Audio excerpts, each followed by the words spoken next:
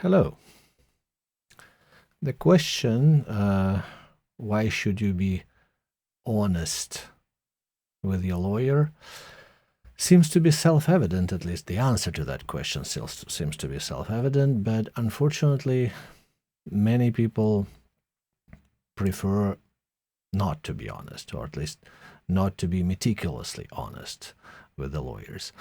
And that does not play against the lawyer, that plays against the person who is not honest. So when you come to a lawyer, and most probably you already know that you're just well protected by the solicitor-client privilege, the famous solicitor-client privilege, that whatever you're talking or telling, whatever you're telling to your lawyer stays between you two, and as long as you're not telling your lawyer that you're going to just blow away the Parliament building, you're okay. So there is no need to try to convince your lawyer that you're better than you are, that you have better rights than you actually have. There is no need and no rational purpose to conceal some facts, because it's not your lawyer who you need to convince, it's the judge eventually, well, if you go to the court, who you need to convince. And if something you didn't tell your lawyer will come up then before a judge, that will be a disaster, a catastrophe, or at least something very unpleasant for you, because, well, your lawyer couldn't tell the judge any explanation about the facts he or she didn't know in advance. Your lawyer is there to represent your position, to advise you, to help you present your story and the facts and the legal rules the best and most favorable way for you. And it's possible to do only if your lawyer knows what's actually going on. Because if it's not the case, then you're setting a trap, and not for your lawyer, for yourself. Why this self-evident idea is not always realized in a real consultation, first, second, sometimes even after months of lawyer and client relationship, because very often people try to get an emotional connection, to convince a lawyer that you're a good person, that a lawyer should be your friend, a lawyer should be emotionally on your side. And, well, from a human perspective, that's understandable. But as we discussed before, that leads to an unpleasant situation, because your lawyer is not there to approve of you. Your lawyer is not there to tell you that, well, you're a good or best person in the world. Your lawyer is not your relative, is not your family member, is not even your friend. Your lawyer is there to provide service, just to represent you, to help you protect your rights, to help you to choose the best way to protect your rights, to protect your interest within the limits of the law, of course.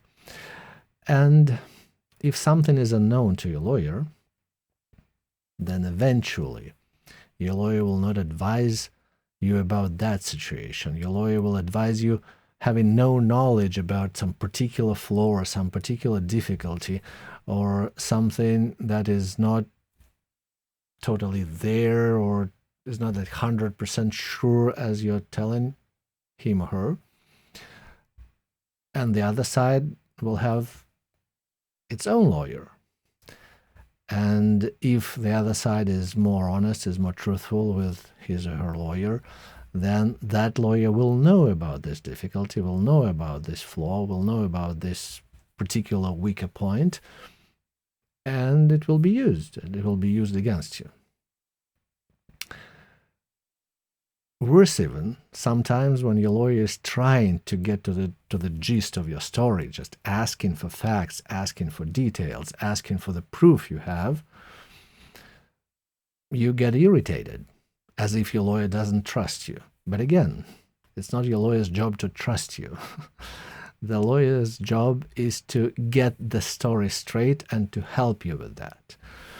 And if the lawyer doesn't know some facts and your lawyer is professional enough to know that, to feel that something is not adding up here, it's best to help your lawyer to understand it here and now.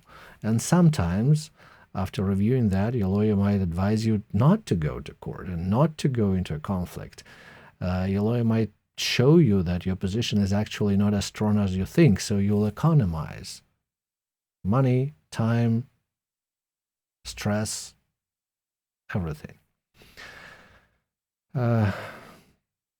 While thinking of this idea in this video, I was trying to find at least one reason why it might be beneficial to you not to be honest with your lawyer, not to bring up the facts as they are, not to bring up the data as it is, not to bring up the problems as they are, the flaws as they are, the defects, weaker points as they are.